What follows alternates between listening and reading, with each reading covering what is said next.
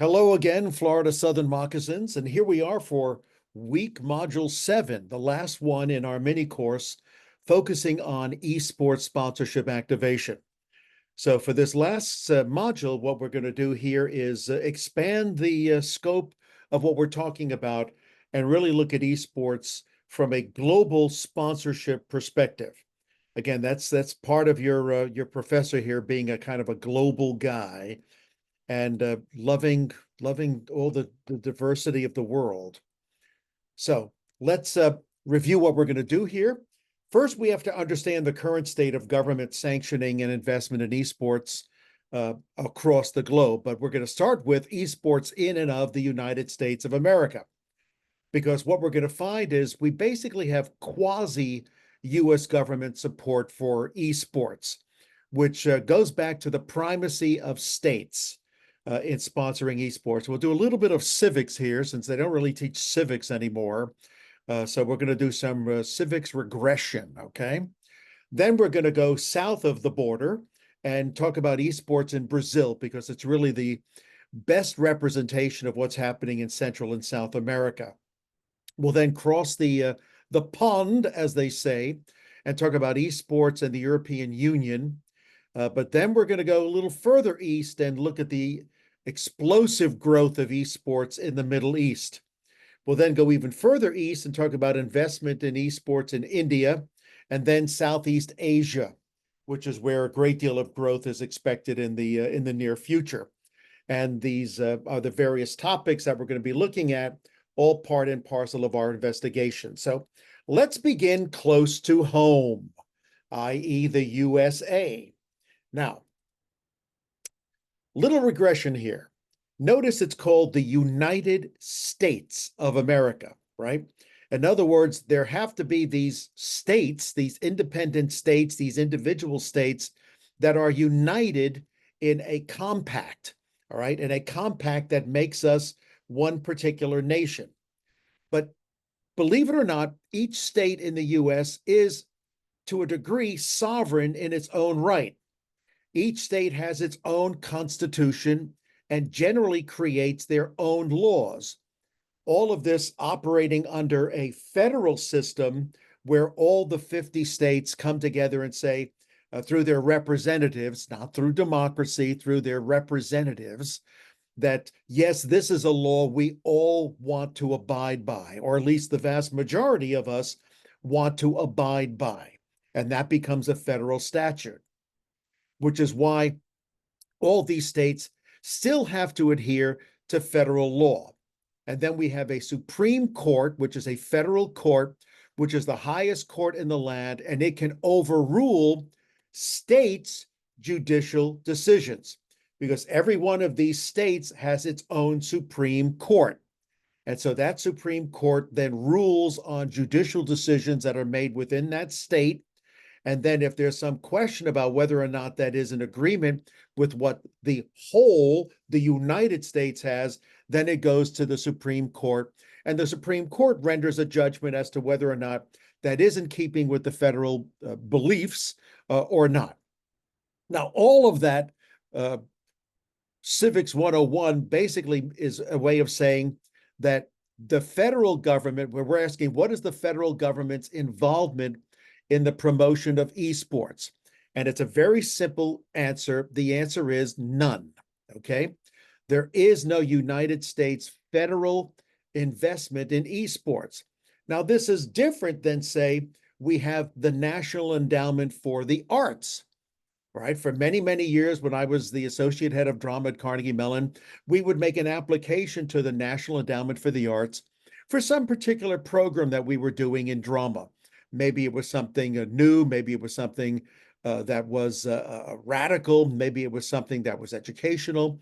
And this panel of advisors, and I sat on it for a number of years, especially in the state of Pennsylvania, since we have our own Council of the Arts in Pennsylvania. And then money would be allocated for that. The act would occur, and then we would do a report basically saying we spent the money wisely. When it comes to esports, it's totally left up to the states if the states care.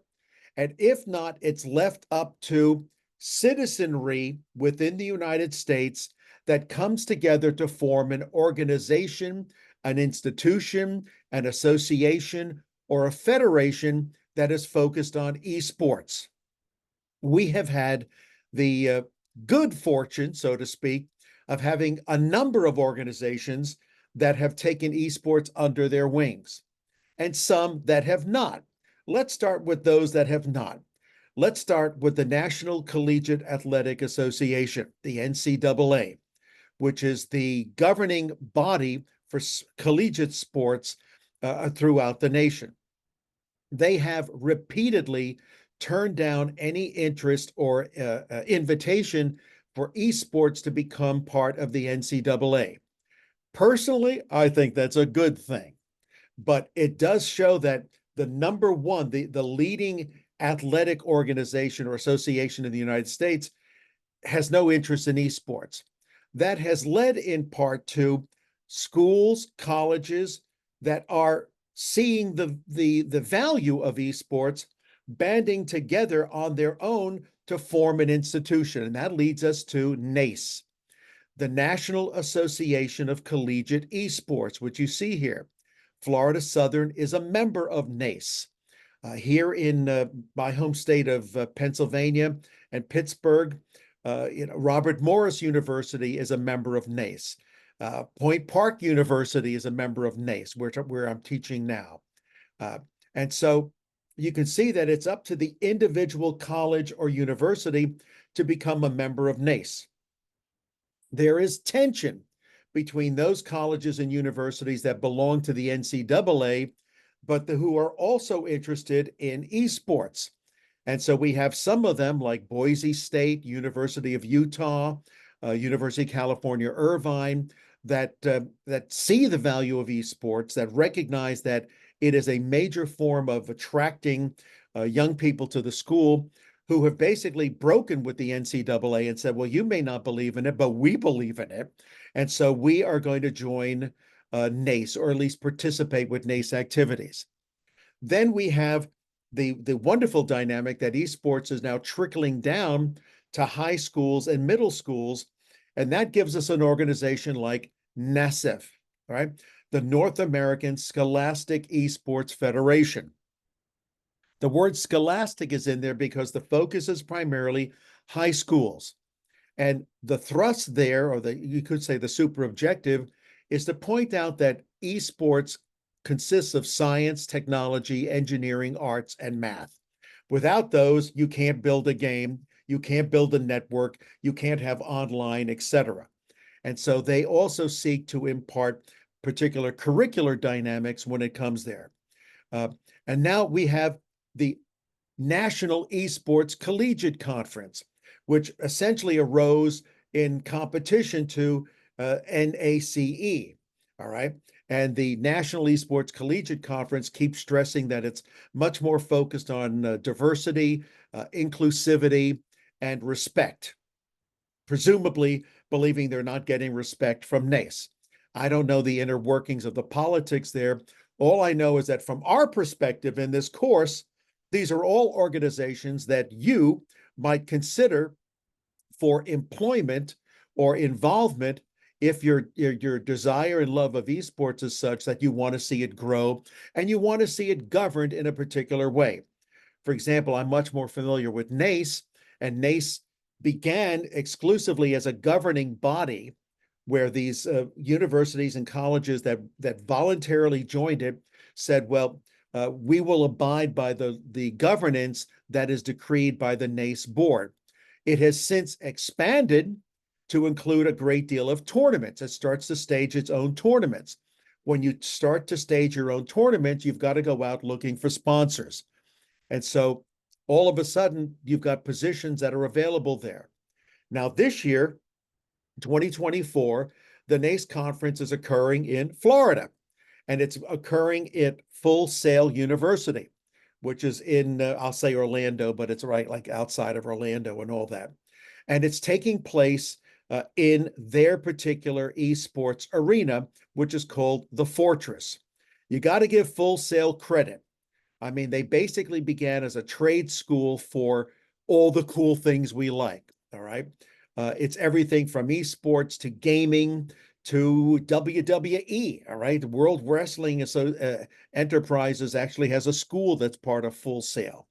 So the NACE conference is occurring in Full Sail's Fortress, which is used by its own varsity esports team, but it's also able to host up to 500 people who come to watch live esports during official tournaments.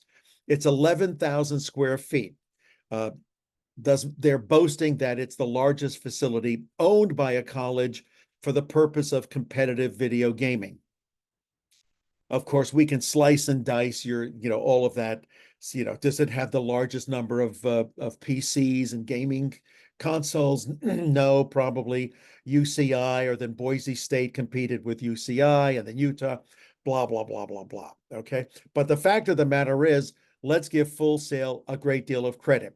Could we at Florida Southern host this, host a NACE conference? The Snake Pit is good, but it's not big enough. We could host it, in fact, on also on campus, and give tours of Frank Lloyd Wright architecture, but I'm not sure we're set up for that. So let's go further south and take a look at Brazil. Okay, Brazil. I'm fascinated by Brazil. Years ago, I was the keynote speaker at the Southern Brazil Gaming Conference, and in fact became acquainted with individuals who only wanted to make games. And I'm happy to say that one of them, who I met there, is now a U.S. citizen, lives in Pittsburgh, Pennsylvania, and is working on AAA games for Bad Robot. So I take a great deal of pride in my adopted Brazilian son, who has realized his dream of making games and becoming an American citizen. So the dream is still alive. But let's talk about Brazil a bit more. Brazil is the biggest market in the Latin American region, okay? And it is in fact home to some of the most diehard esports fan.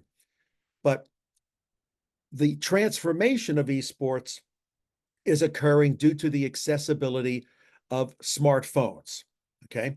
Again, I hope no Brazilians here take offense, but it was essentially a third world country that's become a second world country, and it's on its way to being a first world country, though there are indeed really significant economic differences. Poverty is rife there, what have you.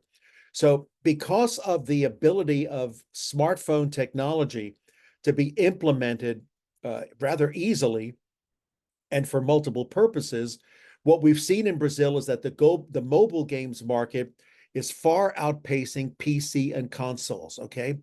Despite the fact that PC titles are still more profitable, okay?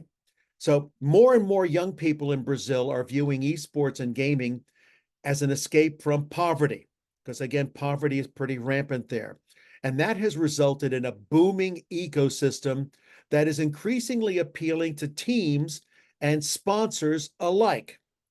So already Brazil has enticed a number of mobile gaming companies, with Garena and Riot Games establishing operations in the region.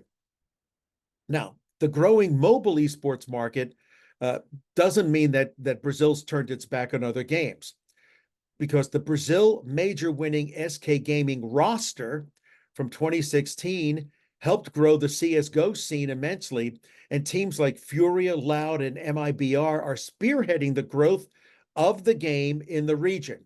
CSGO is extremely popular in Brazil, but there are also established leagues in almost every notable esports title, from Rainbow Six, CSGO, League of Legends, Wild Rift, Free Fire, Mobile Legends, Bang Bang, and others. Now, League of Legends, as we mentioned previously, also has a franchised league system in Brazil, with the top tier tournament, the CBLOL, recording more viewers than the LCS in the spring split of 2022. 136,000 on average. Is that a huge figure in a country that's as large as the United States, with a population like 2/3 of the United States? It's still a small figure. However, it is growing. Remember, growth, capitalism, growth, and all that. So how is Brazil dealing with esports? you're going to see here that it looks to be official, but the fact of the matter is that the Brazilian government does not do anything to facilitate esports. Again, it is up to individuals coming together as associations, as well as sponsors, realizing that for the same reasons we've talked about for the last 7 modules, these are young eyeballs. They are, in fact, young people that are going to become economically viable and hopefully will have a leisure income in the future. But until then, their income is going towards esports because they're hoping esports is going to lead to that leisure economy and what have you. So we're looking here that there are, in fact, federal government organizations that are, hopefully there to find new industries for Brazil. We've got the Brazilian Confederation of Electronic Esports, and we have these other companies that are sponsoring it. Voice over IP do Brasil, of Brazil. Okay, Ribena, the electronic sports, Zoom Shaper. These are individual entities, companies that believe in esports in Brazil. Now, unfortunately, esports is not considered equal to other sports in Brazil on a federal level. There is no official federal law in Brazil dedicated to esports and esports athletes. There have been attempts at this, okay? But this legislation faces a number of obstacles, such as the fact that Brazilian states have their own competencies and therefore their own say in how esports legislation is applied. Very similar to the issues in the United States. So public pressure amidst criticisms of the federal law in 2019 prevented it from passing. However, like the US, several states have introduced their own legislation in lieu of the proposed federal law. These are two of the states in Brazil. In the same way that here in the United States, certain states have included esports as part of their, let's say, film and cinema initiatives and what have you. Here in Pennsylvania, we've been working very hard for the film tax credit. In other words, make a movie in Pennsylvania, we'll give you tax credits to include esports. Every now and then it includes gaming, but whether esports is still not part of that. We're trying. So in Brazil, sadly, even though esports is rapidly developing in the country, legislation is very slow to follow. How slow? Well, pretty slow. Watch this. The government's current Minister of Sports, Ana Moser, said in an interview that esports is part of the entertainment industry and is not a sport, and that comparing esports, she's comparing esports to singers and actors, and therefore has no intention of investing in it. So Brazil is going to resemble the United States when it comes to esports from here on out. However, keep track of the fact that companies like Riot and other teams that are corporations with various subsidiaries, they're looking to Brazil. So if you've got any sort of Brazilian interest in your life, think about it. Now let's go across the pond to the UK. There is the British Esports Federation, and it is a national body of esports in the United Kingdom, established in March of 2019, and it's there to help develop UK's grassroots esports scene and provide an infrastructure to nurture future talent.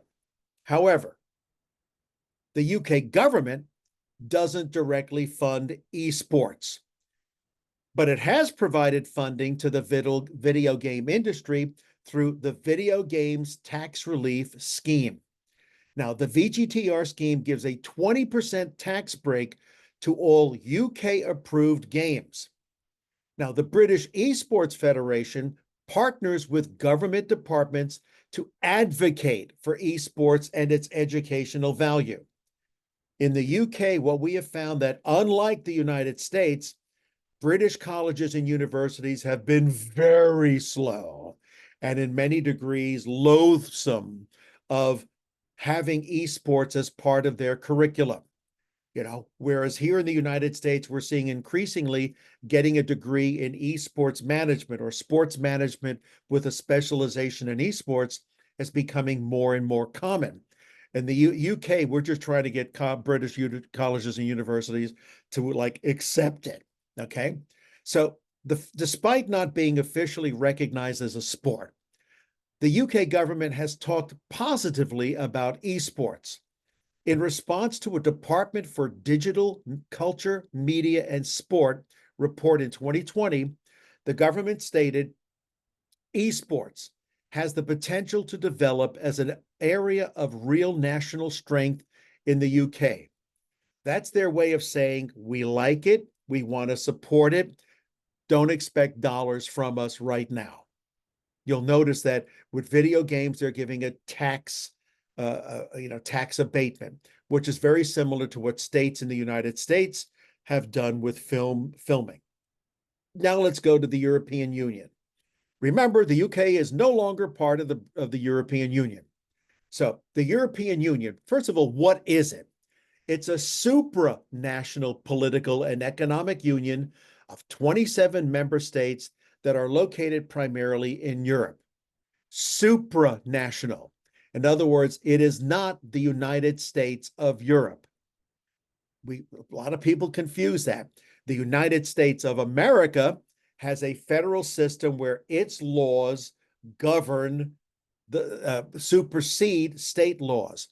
The European Union is not quite there.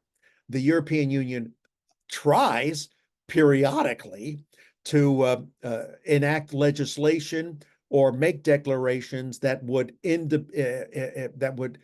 impact local countries, which is one of the reasons why the UK voted to leave it, why you had Brexit, British exit from the European Union, because they felt like the European Union was passing laws and dictums and maxims that were at odds with British culture. Okay. But the European Union has a population of 448 million. So if you want to look by comparisons, the United States is, let's be generous and say we're 350 million now. Who knows the figure because so many are uncounted.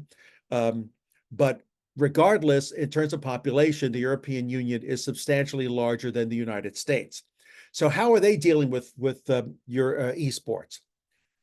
The video game sector is the fastest growing cultural and creative sector in Europe, with an estimated European market value of 23.3 billion euros, and that's back in 2021.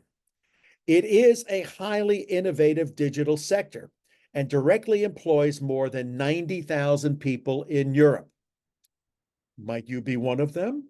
And it continues to generate new employment opportunities for many creators, including game developers, designers, writers, and music producers. I say this with a cloud hanging over my head where my daughter, my only child, it keeps saying that she has every intention of moving her and her family to Europe sometime in the future. And I'm like, okay. All of a sudden, Don, the globalist, is like, you're taking my grandchildren to Europe, and now I got to fly to Europe to see them. But we'll leave that for later, okay? Now, half of all Europeans consider themselves to be video game players. Half of all 448 million people consider themselves to be gamers. Almost half are women. So an essential part of the video games phenomenon is esports. And these competitions, often hosted in large venues where teams and individuals compete on video games in front of live audiences, is dynamic and growing. However, there is no coherent strategy for the legal treatment of esports, either at the EU level or in most member states. Now, in recent resolutions, and resolutions are basically what the European Union supranational entity does, has called on the Commission and the Council to acknowledge the value of video game and the esport ecosystem in the EU by developing a long-term European video game strategy. There doesn't exist one right now, okay? Now, Parliament, the European Parliament, which is based in Strasbourg, and years ago, I dated a French girl, and since I was bored during the day, I would go to the European Parliament and sit in there and listen to them. It was really quite fascinating. The Parliament has stressed that video game players need to be better protected from manipulative practices and potentially addictive game design features. This is where they overstep their bounds, in my particular opinion. The European Union has launched several initiatives to better understand and develop the video game sector, in particular under the Horizon Europe Research and Innovation Funding Program and the Creative Europe Program. But let me tell you, when you've got 27 nations, not 27 states, 27 nations who all speak their own language, okay, who all have their own culture, who all have their own history, thinking that they're all going to get together on something, you've got another thing coming. Now let's go across the globe and go to Asia. And we'll talk about one of my most favorite countries in the world, and that is Singapore, okay? Now, Singapore is a city-state, okay? That map you see there, that is Singapore. It used to be a British colony, okay? It was a British colony up until the end of the Second World War. And in fact, the Japanese invaded and took over Singapore, and it was one of the great black spots, you could say, in the British military, because the British military set up all their fortresses expecting an invasion from the sea, and the Japanese came down basically from Malaysia and attacked from where the British thought they would never attack. Now, Singapore, after the war, became part of Malaysia, and then basically said, no, we want to be independent. They became independent, and they are a city-state. I've been to Singapore many times. I love it. I always tell the Singapore government, if you could put a dome over this island and suck out the humidity, you would have paradise on earth. The food, oh, the food. But anyway, Singapore with esports hosted the world's first Olympic esports week this past June. In terms of government, the Singapore National Olympic Council and local industry all combined to support this landmark event. Now, the Olympic Esports Week, as exciting as it sounds, it has a few asterisks, as we're about to see. It was promoted as boasting the local esports scene, according to Lim Tak Yin, CEO of Sport Singapore, while Emerge Group's Roy Keck praises Singapore's talent of developers and marketers. In case you don't know this, George Lucas moved his animation division from the Presidio in San Francisco to Singapore because Singapore basically made him an offer he couldn't refuse. When I was running the Entertainment Technology Center, they desperately wanted me to open an entertainment technology center in Singapore, feted me on many occasions there, but they didn't make me an offer I could refuse. They made me an offer I could refuse. But I still, I love the place. And instead, I developed a dual degree program with the National University of Singapore.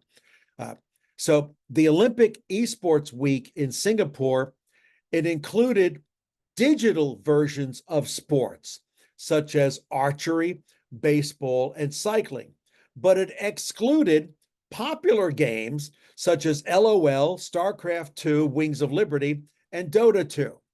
So I like to say that when it comes to esports, Singapore wants to be half pregnant. Of course, you can't be half pregnant. You're either pregnant or you're not pregnant. But they've done a pretty good job of being half pregnant when it comes to esports, because we like the esports of traditional sports. We're a little leery of anything that might be a first-person shooter or things like that. Now let's move on to India. Indian government on esports. India, if you want to talk about fledgling markets or the markets with incredible potential, it's India. Right now, the big problem with India is that the value of its currency isn't very high.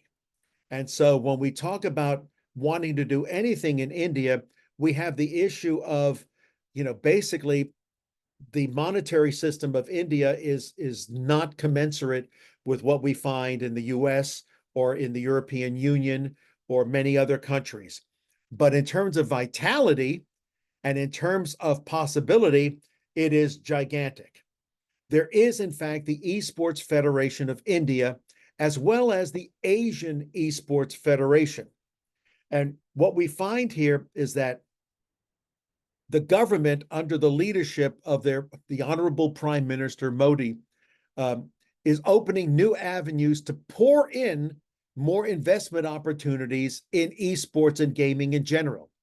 From now onwards, we will have to build the proper infrastructure, the proper training facilities, and coaching for our young esports athletes.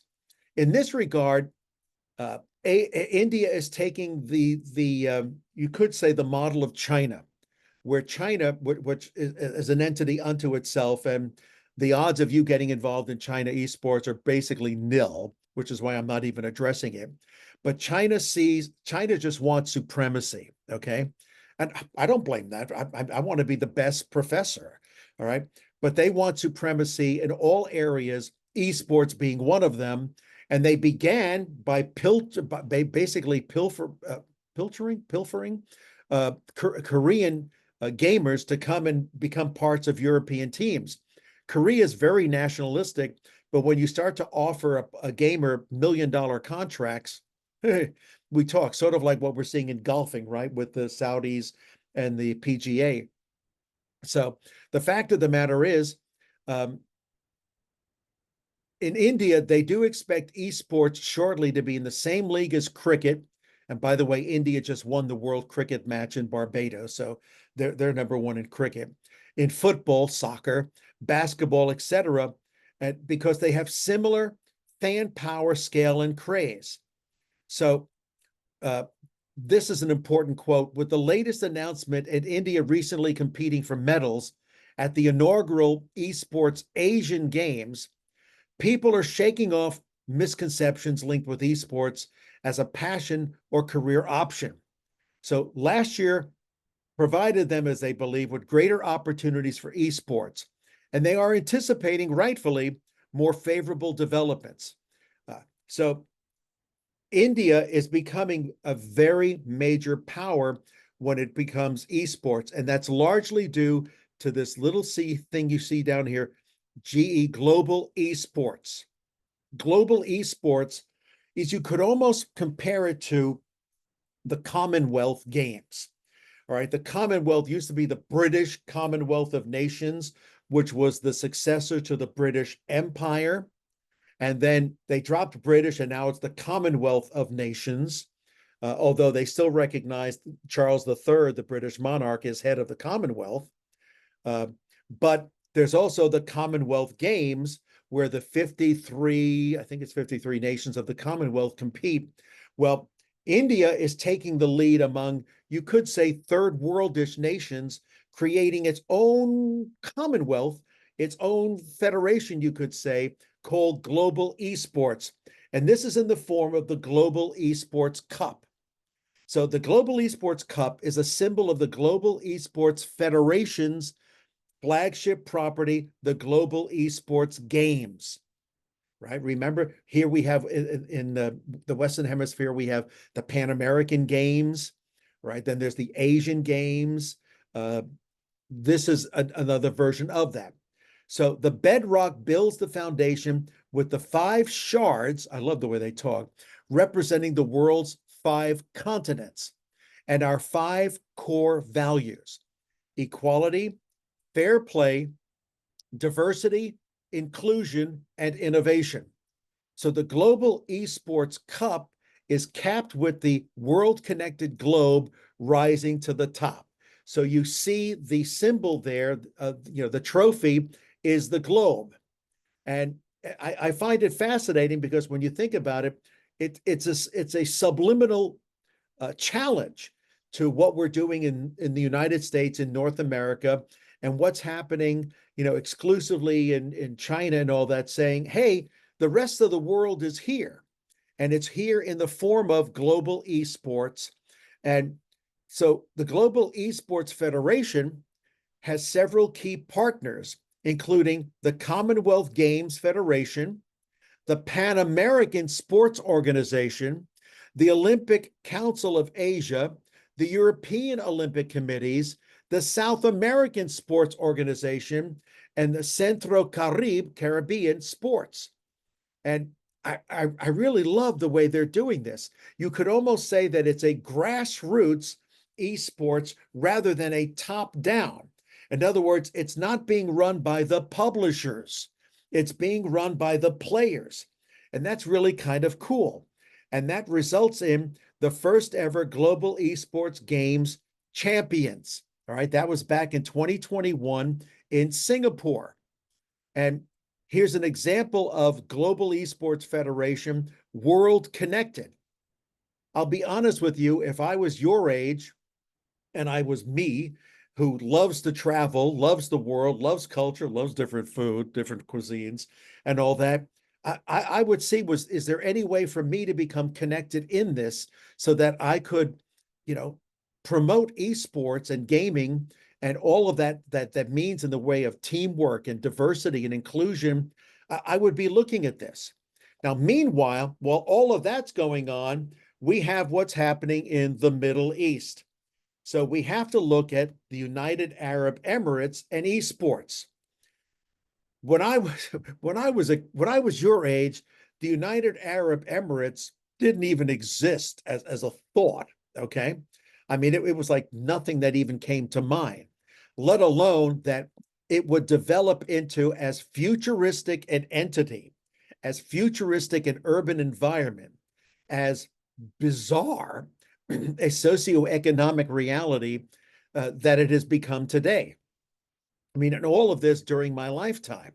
So let's take a look at this more recent article from April 12, 2024, and what's happening in Abu Dhabi, okay? In Abu Dhabi, two modern high-rises bookend a cluster of multi-story low-lying buildings. At the moment, the structures appear in renderings for what would be the world's first esports island. But while investments in esports have been cooling off in many places around the globe, plans for the industry-defining mega project are heating up in the capital city of the United Arab Emirates. News of the esports island emerged as True Gamers, an operator of a global network of gaming lounges and clubs, announced intentions for a $280 million investment in what is projected to be a $1 billion development. The island would include a digital technology and innovation workspace in one tower, a resort hotel in another tower, a complex of training and meeting spaces, and an arena designed for hosting multi-format events and exhibitions. Even in concept, the project advances Abu Dhabi among regional destinations that are rapidly growing as global center for esports, sports-led development. Now, this is from a country where its airline, which didn't exist a decade ago, Etihad, Emirates, are always listed as the best airlines in the world. Now, I'm still loyal to Singapore Airlines. Whenever I would travel to Asia, I would try to fly Singapore because it was the best. All of a sudden now, you got Emirates, you got Etihad, that have like leapfrogged ahead of them for service. And you've got this aspiration by the United Arab Emirates to become basically a space center. This is what they're talking about in terms of esports island. Now, I don't know about you, but this excites me. And I'm like, okay, it's not just about esports, it's what about esports can teach. It's what about esports can do to bring people together. And so this is something, again, if I'm your age, I'm like, tell me more about this. Meanwhile, while the United Arab Emirates are doing this, the big brother to the West, Saudi Arabia, is like, wait a minute, we want a cut of the action. And so we find that the Saudis are also starting to spend big money to get involved in esports. We saw this last last module, when in 2022, the PIF-owned Savvy Games Group acquired and merged ESL and Face It in a deal reported to be 1.5 billion US dollars. This was funded by Saudi Arabia's National Development Fund, which has created two venture investment funds worth a combined US $120 million, targeting specifically the gaming and esports industries. And so all of a sudden, if I'm a fledgling esports game company, or if I'm an esports team, if I'm trying to make it and I'm looking for investment, and in the United States, that investment is going to come through individual corporations where there's a fluctuation in terms of how the economy is going. But then there are government sponsorship opportunities, maybe through the Saudi government, through the United Arab Emirates. I've got to sit there with my team and say, how global do we want to be? You know, whose money are we willing to accept? What are the strings attached and all that? And that leads to, maybe we need to consider Saudi Arabia, because look what they're doing. There's the Esports World Cup, but it's industry-leading prize pools, the largest gaming festival, 8 weeks of competition and entertainment, cross-game competition format, summer 2024, world's leading games. We know what they're doing in golf. They're doing the same thing here. To what degree do we say, no, we're going to compete with them? Or to what degree are we seeing where we can, in fact, have a mutually beneficial relationship? So this last module was really about government, quasi-government sponsorship of esports. I hope you found it as interesting as I did and do. So, pardon me, this is our last module together. I hope you've enjoyed the course. When people say, Don, you're 71 years old, you've retired, from Carnegie Mellon back in 2012, but you're still teaching all over the world. Why? And it's very simple, because the more I teach, the more I learn. And I not only learn more about the subjects, I learn more about you. You're all, I used to say, you're all my children, you're all my grandchildren. But I believe in you, and you are the future. Like it or not, you are the future. And if there's any way that I can help you as a professor, as your personal Dumbledore, I'm here to do that. So thank you very much. I really do hope you've enjoyed the course. I look forward to your projects. Again, please make something that you want to be part of your business portfolio. And I wish you all the best in life and career. Thank you.